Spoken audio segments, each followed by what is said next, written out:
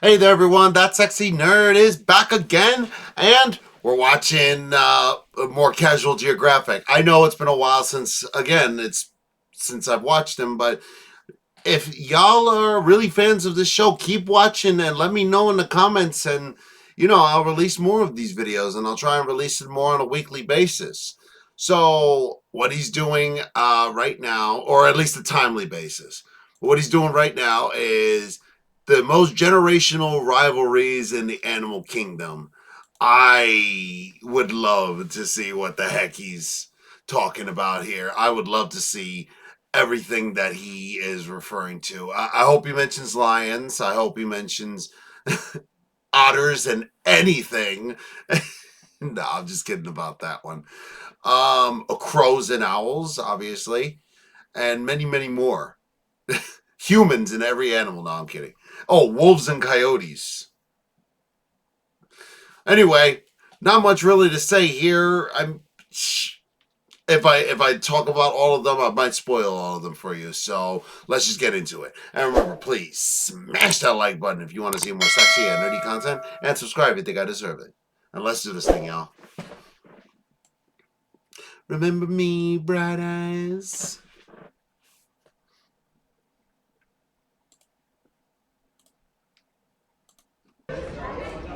Hey! What the? It's a baboon! Oh my god! Yo, he just jacked up. What you want to do? Scared? I ain't never been scared. You soft good. You know how much generational hatred it takes to rather have an op alive and crippled than just dead and out the way? It's easy for us to forget, but for most animals, nature's a jihad from the jump, a gauntlet of grotesquerie, where if you die of old age, you're a spoiled minority. And with millions trying to survive at the same time, that can only lead to one thing: beef. And whether due to competition, an underdog finally biting back, or just an animal choosing problems over peace, you're gonna see that some animals have a genuine grudge sequence into their DNA. But two things real quick. One, this is technically a remake of an older video, but as a rule of thumb, anything with iPhone 8 quality or Apple headphones for a mic should be disregarded. And two, while the facts and fades might be true, you're gonna hear me anthropomorphize animals a lot in this video and treat them like humans. But at the end of the day, animals are just playing the cards they were dealt and doing what comes naturally to survive. That being said, hating each other with prejudice-laced passion is what comes naturally to these two. Lions and hyenas might have a beef more infamous and more on sight than Tom and Jerry. It's one that involves spawn killing, Jujutsu Kaisen level jumpings, calorie jacking, on both sides mind you, and the aforementioned handicapping. Lions and hyenas have generational beef that's been marinating for as long as they've been alive, and it's all thanks to the power struggle between an overgrown Afro kitty and a maligned mongoose on steroids. In some places, lions sit at the top, and in others, the Serengeti laugh track's the dominant predator. Now, I'm not going to sit here and pretend I don't have a bias, but there are no good guys or bad guys. Both are apex predators that start off life as pint-sized cubs just trying to survive the brutal RNG of life. Something I truly wish on none of you. Lord of the Beast ain't a game you want to play, but maybe Beast Lord is. I still think lions have it worse because, I mean, hyenas, they kind of like do whatever. Yeah, you have to worry about your siblings when you're a baby. As a lion, you have to worry about an older lion. Not necessarily a parent, but an older lion. Whew. And don't even get me started like on the eternal politicking. Like if another lion that is raised with multiple lions decides to make himself the only one. That's happened before. Make his kids the only ones that matter. That's happened before. I've even seen a lion eat babies from his brother's that is his brother's litter. It's ugh. If you're a lion cub, there's about a coin flip chance your story ends before the first chapter, and the laugh-happy Vice trap has a lot to do with it. And obviously, Vice very much versa. But what if I told you this feel-of-form family feud ain't even the worst beef lions have to deal with? You lose tough points when it takes 10 of you to press one of them. Nah, but the real roadblock to this panther's pursuit of happiness? The animal so vindictive, folks nicknamed it Black Death and Widowmaker. K Buffalo stand on business, and they'll trap lions in trees for hours, and they'll even hit an Uno reverse and hunt the hunter. And with herds that can reach quadruple digits, they'll more than weaponize the power of friendship. Say what you will, I've never seen a hyena make a lion look like that. Not to mention they'll play keep away with a lion cub. And it's all thanks to mobbing. And mobbing's exactly what you see here, and it's fueled by the beef between a rogue, stealth assassin build without the bulk or squad advantage of lions and hyenas, and a highly intelligent, highly social tank of a primate. Divided, baboons are leopard lunch meat. United, and the leopard gets folded like an omelet. You know it's an iconic beef when the kids are involved, and both leopards and baboons will kidnap the young of each other. With leopards, some say it's a chess play to bait the baby's bigger, meatier parents, while baboons have enough foresight to cancel a cub before it can grow up into a problem. That's not the only theft they commit. Baboons are underrated predators that'll turn a gazelle baby shower into a homicide and a happy meal. Which means baboons aren't above pocket picking other predators. Which makes it wild hypocritical that the same malice monkeys will ruin leopard hunts with an alarm call to warn their prey.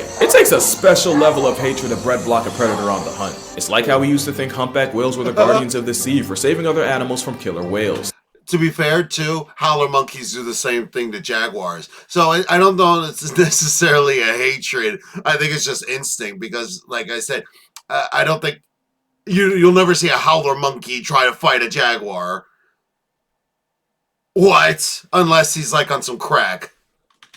Whole time it's an ancestrally traumatized cetacean going out of its way to interfere with orca hunts to make sure the seabirds go home hungry. They do See, that the with whale sharks, killers too. will often murk baby whales, and the humpback hood does not let that slide. And it's not just on sight, any sense is an invitation. One time a pair of spite-powered humpbacks sabotaged a group of orcas after a gray whale calf and proceeded to harass them for 6 hours straight. What? Seals, sunfish, and apparently even penguins have benefited from the beef. Wow. As the humpback motto states, no orca alive shall prosper. And that's on pod. It might seem like the leopard gets grief religiously in this beef. Just know when the lights go out, it's a different story. In fact, it's the busted night vision and being the best tree climbing cat that makes it a bane to baboon. So I'd say it's pretty even. And if you're wondering what happened to him, he's fine. And the very next day, he was seen trying a trio of porcupines. So clearly his risk calculator's broken. But at least baboons have numbers on their side against an athletically disrespectful feline. Imagine having problems with the biggest cat on the planet and having to run that fade solo. The tiger's the death stroke of the cat world, a walking census subtraction that'll take down gars, crocodiles, and tigers are on record eradicating elephants.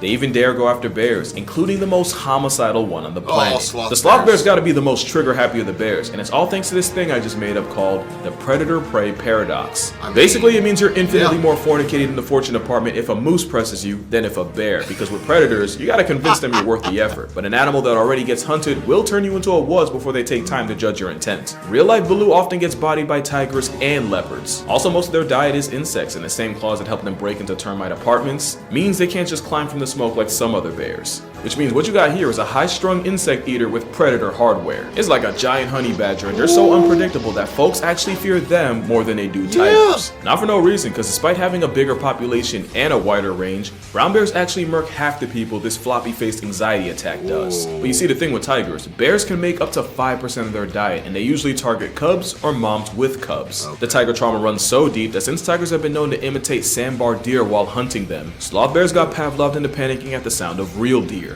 So what you got here is a beef between a predator and prey that opts for fight over flight. Sloth bears will square up to a tiger head on, and the sheer balls of facing them can intimidate inexperienced tigers that don't know any better. The ones that do prefer to catch them slipping at the termite mound, ambushing the sloth bear and going for its neck. Because once a slothy has to grapple with a giant house cat, it's up for him. But even then, the equalizer of Asia better come correct, and sloth bears instinctively go for the face, and even in a losing effort, the bear can cripple the tiger, especially when it's a mother ready to die about her baby. And I was not kidding, put the aggressive Volca in a higher weight class and lions would have the same problems. And like any great beef, both sides have a healthy level of respect and fear, where sloth bears usually avoid tigers and tigers are generally wary of bears. Meanwhile, the next beef has one animal literally praying they don't run into each other. 2020 had a lot of headlines, so many that you probably forgot the murder hornet subplot. These were Asian giant hornets, and they are pretty much black Air Force energy in the form of a bug. Their sting is sharp enough to poke through gear beekeepers normally wear, and their finishing move literally involves decapitating their prey with their mandibles. In Japan, these homicide hornets knock off 30 to 50 people a year, and it's not just people getting put on shirts. They also severely bully bees, and unlike bees, they can sting multiple times, can deliver 10 times the venom,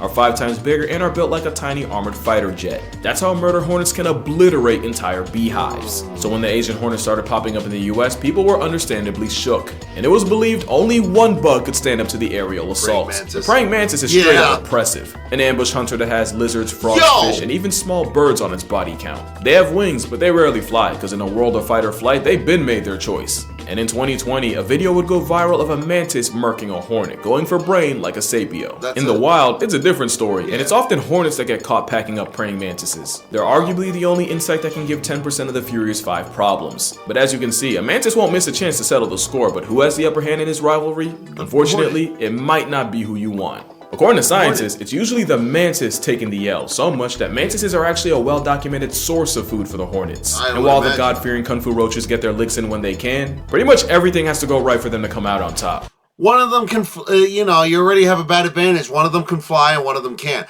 I saw that one time on YouTube where they put a murder hornet with a praying mantis. They had to take it out because they were like saying, yeah, let's, because the praying mantis is going to win. Nope.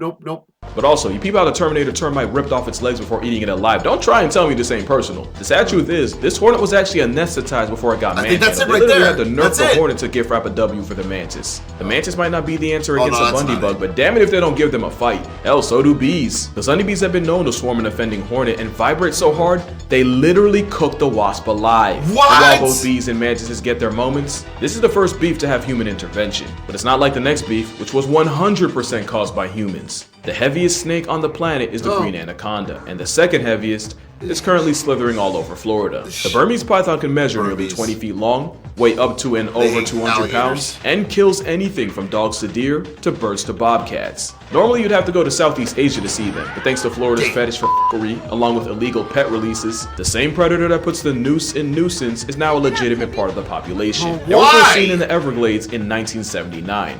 Because people from Florida are crazy!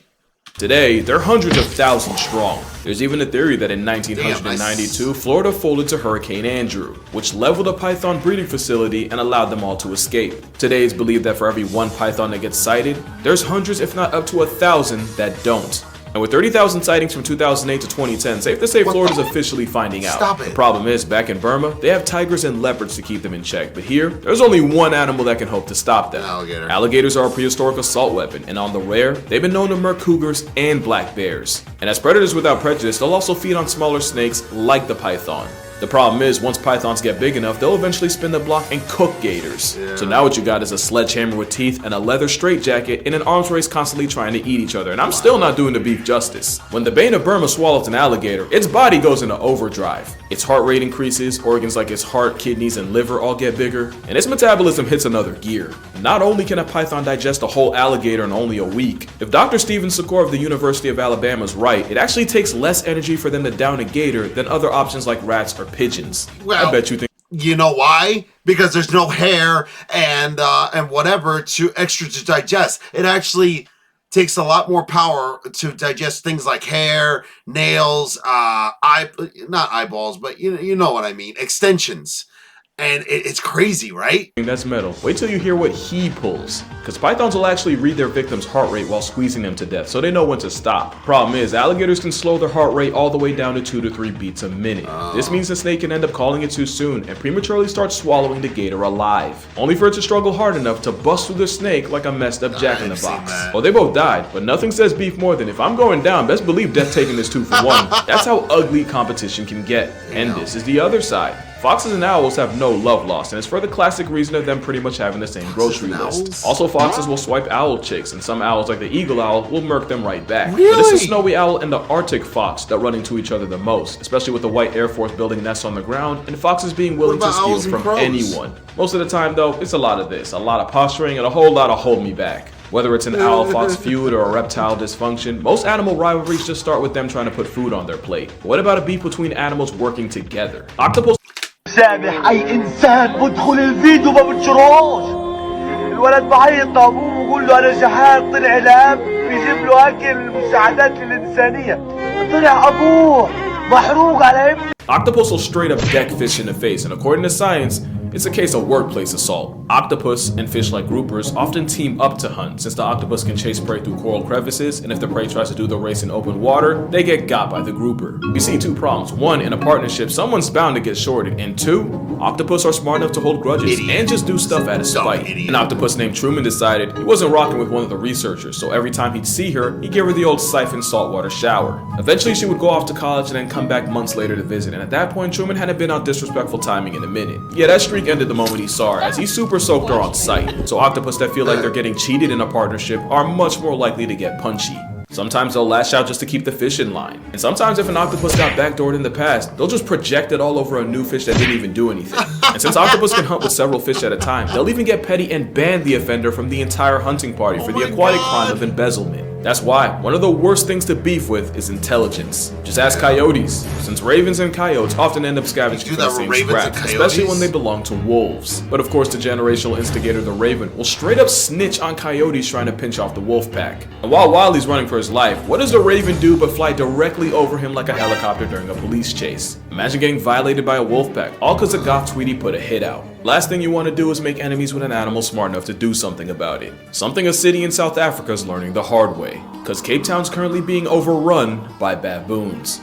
And like most things, it's our fault. Because no matter what you tell them, there's always going to be tourists feeding panhandling primates. The only issue is baboon society runs on bullying, where dominant monkeys will basically steal the lunch money of lower ranks. So not only do baboons not fear humans, but because people kept feeding them, a lot of them see all humans as low ranks and treat them like it. And they've gotten OD disrespectful about it. Cape Town baboons have been known to break into houses to raid fridges. They'll mug small children, and you can even get carjacked by a whole troop.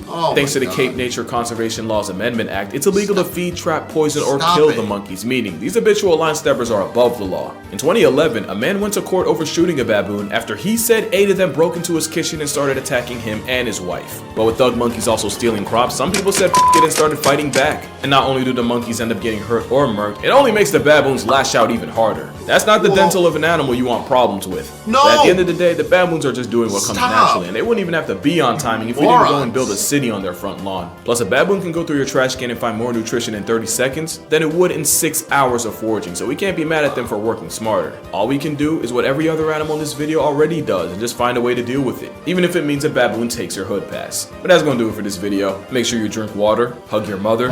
Yo, for real, stop trying these monkeys, man. I promise you won't like how that story ends. Yeah, we'll see y'all. I know. In the next one. I hate monkeys so much. What? Aw, magpie.